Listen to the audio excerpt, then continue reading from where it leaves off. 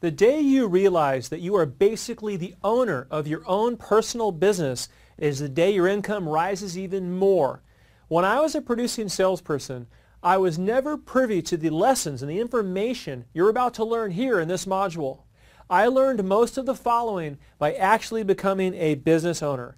My insights and experiences I've learned running several businesses could have helped me tremendously when I was in sales, so I'm excited to share these money-making strategies with you. Have you ever heard that you should think of yourself not just as a salesperson, but as the owner of your own personal business? The moment I heard that after being in sales for 5 years, it just clicked. Just hearing that definitely helped me, but after operating and running several businesses, I look back and I realize that I could have incorporated so many additional concepts.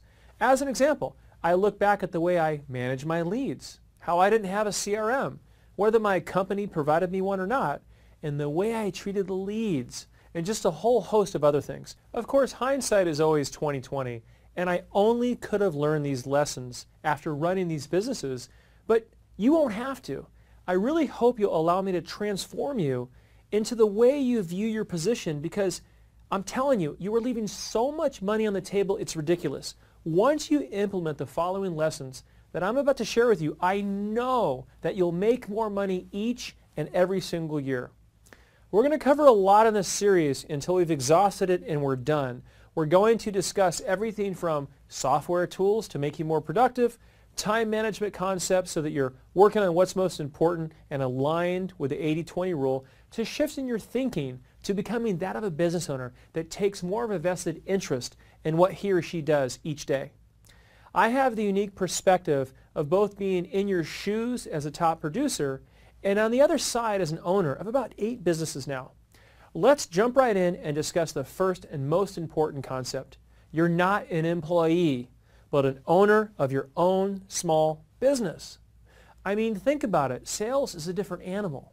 Salespeople are allowed a certain latitude and flexibility regardless of how large your company is, because in the end, it's the salesperson's responsibility to drive in the production. Think about it. As a salesperson, you're allowed to call in sick more. It's an unwritten rule. As a matter of fact, after looking at how many times salespeople call in sick, you'd think that they're the unhealthiest segment in the workforce. Mondays and Fridays seem to be especially a coincidental day for salespeople to get sick. It's unfortunate that human nature kicks in and most salespeople take advantage of the flexibility that sales offers and end up working far less than they should and certainly produce less than what they're capable of. But it goes far beyond working less hours. It's also the way you treat the leads, as an example. Maybe this is not true for you, but for most salespeople, their owners will tend to have a higher closing ratio if you put them back in the trenches, even if they have less sales skills like the ones you're learning here each month. Why would they have a higher closing ratio with less sales skills? Because they have more of a vested interest in the outcome of each person they're presenting. It could also be the fact that they've worked their fingers to the bone to create that business, or they're more passionate about the benefits that your product or service provides to your customers, or all 3 of these things and many others combined. I'm going to ask you to decide right here and now which path that you want to go down. And the path I'm talking about is really an attitude. Well, at least it is at first. And then it shifts into a belief. And then really the way you lead your life, not just your sales career. It's a whole new level of personal responsibility. I'm a different man than I was before I started my first business. I check my work. I'm more diligent, more persistent, more passionate, and I take more responsibility in everything that I do. If I had the insight that I have now, along with the sales techniques, I'm probably guessing I could have probably made an additional 25% in income each and every year that I was in sales. That's what this series is all about, sharing those very specific insights and ideas that you can put into practice immediately to make you more money, so you don't have to learn lessons after the fact, or worse, never learn them at all. I'm not only going to help you, ladies and gentlemen, to become master communicators and master closers, but professional salespeople that have it all. The sky is the limit in sales, and with the help of this program and your implementing and taking action on what you're learning, you will be able to make more than doctors and lawyers. This is a lovely, beautiful profession, and it's something that you can be proud of each day when you go to work, and you'll never want to do anything else, or at least that's the way I feel. You'll look back in your retirement years and be proud that you gave every ounce of your soul, you enjoyed your work, and you made an exorbitant amount of money.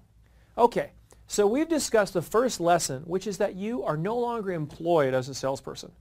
But realize that you are now the owner of your own personal small business. Now that we know that, let's discuss the finer points. Number one, in running your small business, you need to double check your work. It sounds really simple, but how many of us rush when we do things? This includes people that are committed to excellence. Ask yourself this question: how many times did you say the wrong thing or present the wrong math calculation and it cost you the sale? If you had reviewed and double-checked your work and your math, you would have gotten the sale. Once the customer thinks you didn't prepare for them, oftentimes they don't want to do business with you. You only get one chance, as you know, at making a first impression. Checking your work automatically makes you more familiar with your presentation. That's another benefit. You'll know it better and have more confidence. At the moment you're structuring your deal, sending an email to the client, or anything of importance, slow down and do it right. That includes double checking everything and making sure that the I's are dotted and the T's are crossed. Be methodical.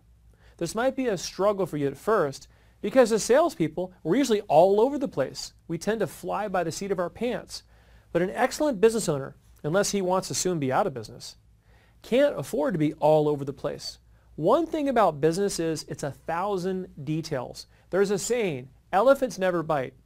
It's the little mosquitoes that'll get you every time. So learn that lesson and fall in love with the details. It is through the details that you'll find the extra level of income and success that you're longing for and deserve. Whether you're structuring a deal, a second call if you do a 2-call close, or a follow-up on a pricing request, I would always suggest using a yellow pad. And always have a nice fresh stack of yellow or white pads next to your desk. This way you never run out. Let's take some action right now. Go ahead and grab a pen and place the following questions on the top of the page of each of 3 sheets of paper. Then I want you to draw a line under each question. Make sure to only place 1 question per sheet. Here we go. Question number 1. How can I improve the way I run my business each day? Again, how can I improve the way I run my business each day? One more time just so I can make sure you've got it.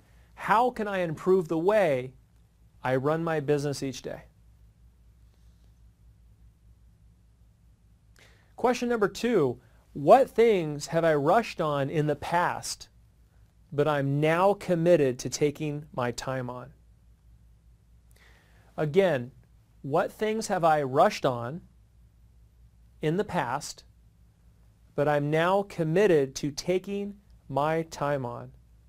What things have I rushed in the past, but I'm now committed to taking my time on?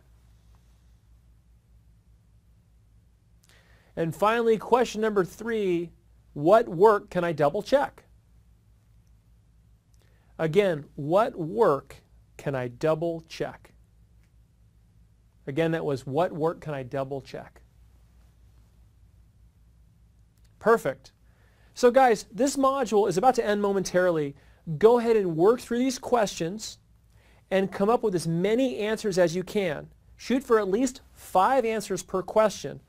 Also, feel free to add to these questions. Think of your own questions besides these. All right, this is an excellent place for us to stop.